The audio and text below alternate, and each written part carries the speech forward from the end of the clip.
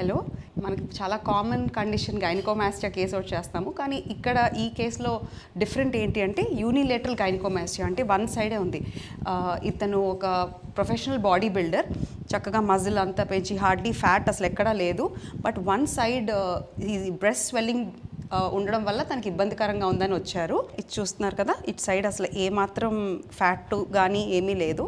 అలాంటిది ఇటు సైడ్ ఈ స్వెల్లింగ్, ఇదే గైనకోమాస్టియా.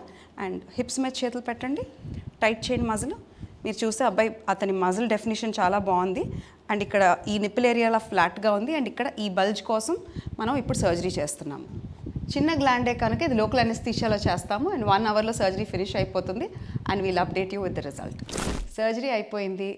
అండ్ చూస్తున్నారు కదా, చక్కగా సిమెట్రిక్గా వచ్చింది చెస్ట్ వాల్. అండ్ ఒకసారి టైట్ చేయ మజిల్స్, చూస్తున్నారు కదా. సో ఇది మజిల్ బల్జు, ఇక్కడ ఏ గ్లాండ్ లేకుండా ఫ్లాట్గా ఉంది.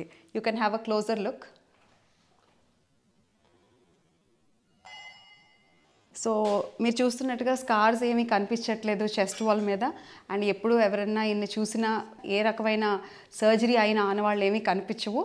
ఆ గోల్తోనే మనం ఈ సర్జరీ చేస్తాం.